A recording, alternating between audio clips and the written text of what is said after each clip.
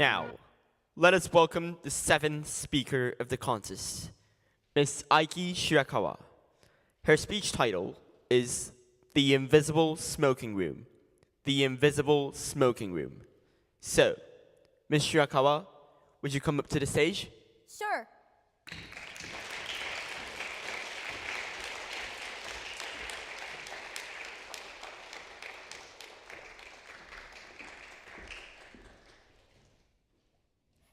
Thank you, the Master of Ceremony, Timekeeper, and distinguished judges.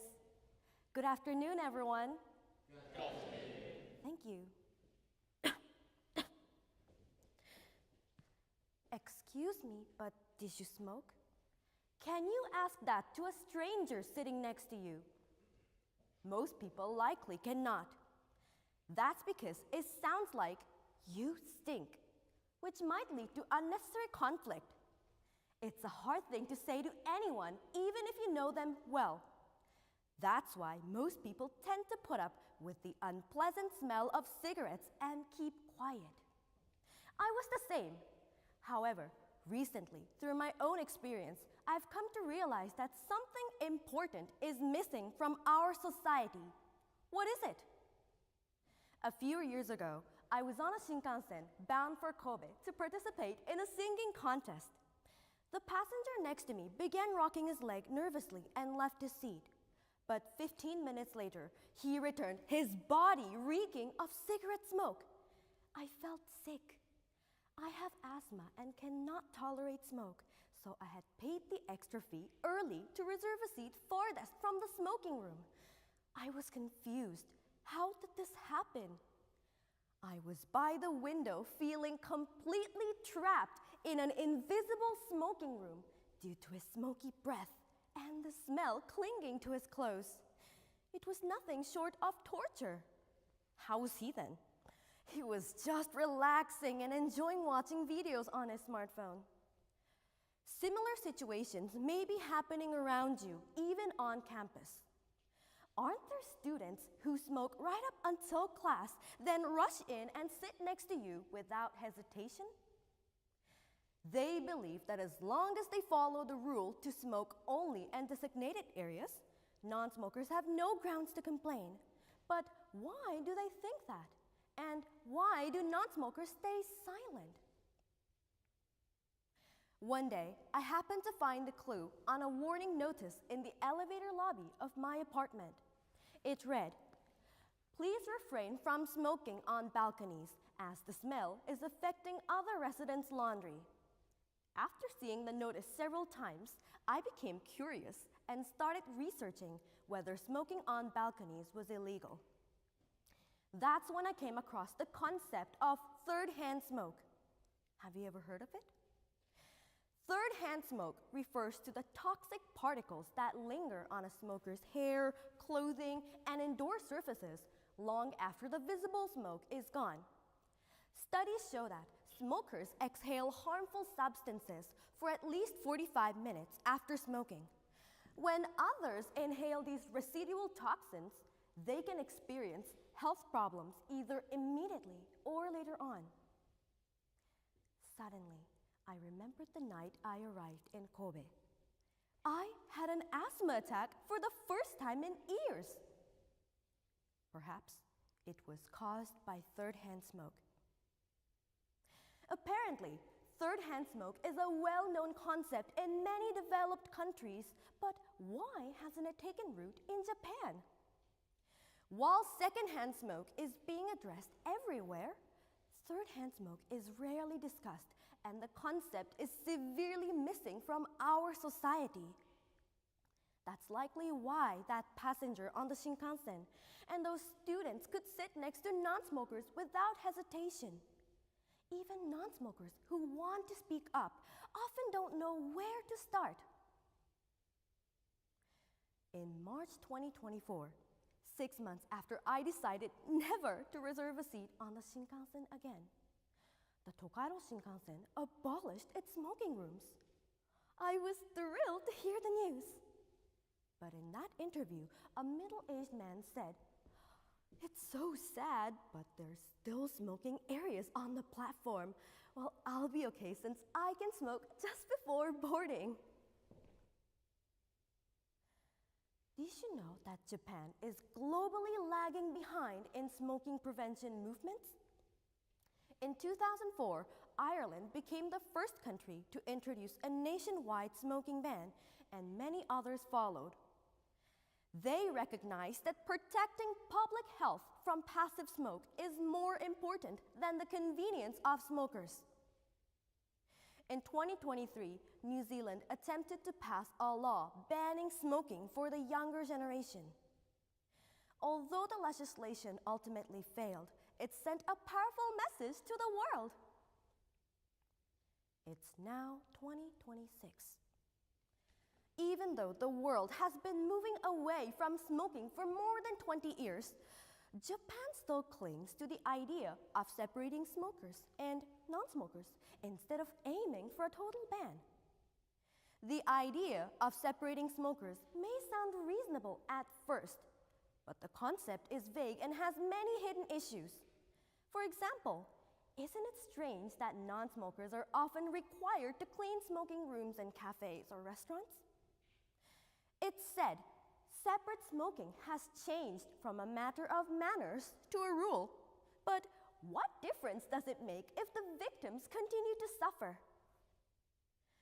When I was trapped in the invisible smoking room on the Shinkansen, why did I stay silent? It was because neither I nor that passenger knew about the concept of third-hand smoke. But now, I can't stay silent anymore. In fact, the opening question of the speech, "Excuse me, but did you smoke?" was actually the one I asked the senior speaker assistant sitting next to me while waiting in line at a speech contest.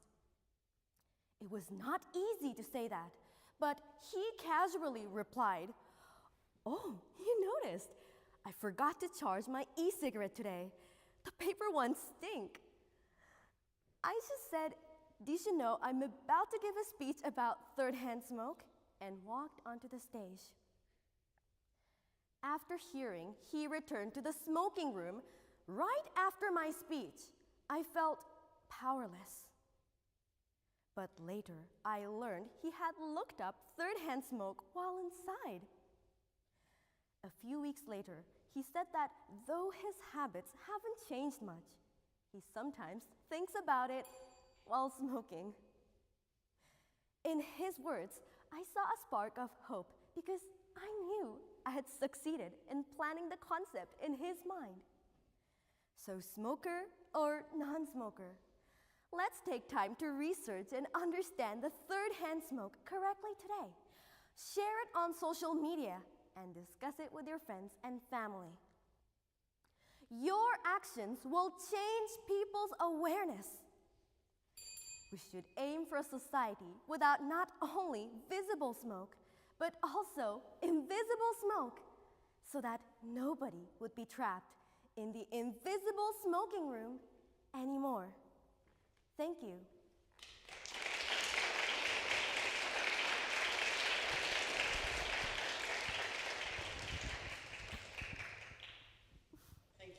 Ms. Shirakawa. Now we will have the question and answer session. Mr. Eboshi, please. Okay, good afternoon, Shirakawa-san. Good afternoon. Okay, nice to see you again. Nice Okay, to meet you. how do you feel right now? I'm actually a little sick, but peachy.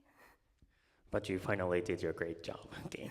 Thank you. So my first question, could you please explain the difference between second-hand smoke and third-hand smoke? Because I couldn't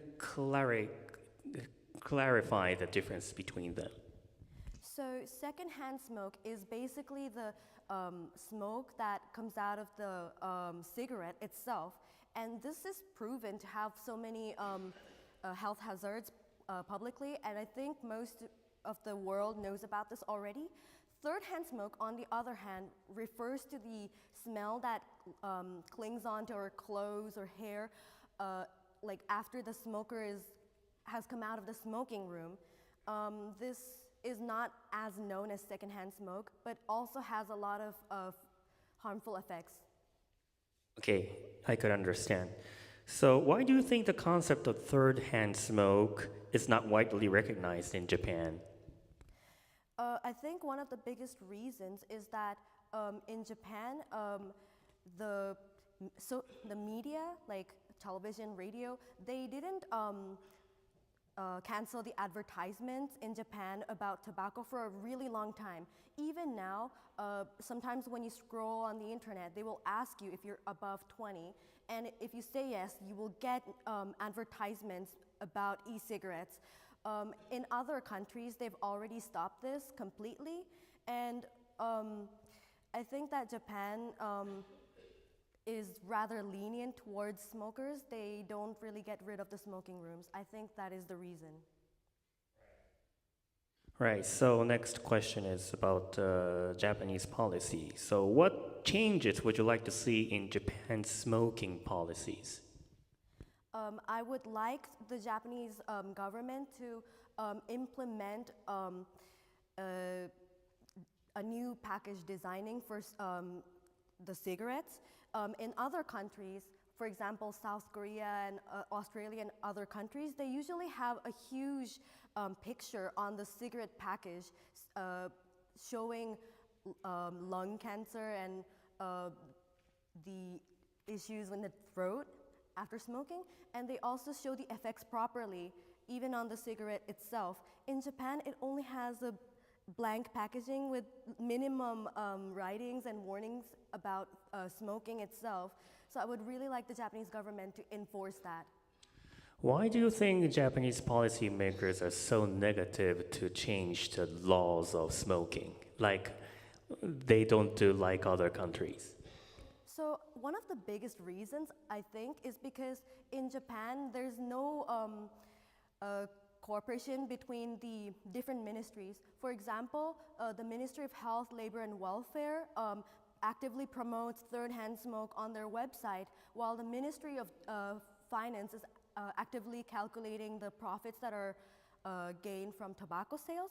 And also, the Ministry of Finance is the largest stakeholder of the Japan tobacco industry in Japan. They hold 1/3 of it, and I think that is the reason why they're not lenient to changes. All right, time is up. Thank you very much. Thank you. Thank you, Mr. Eboshi and Ms. Shirakawa. Please go back to your seats.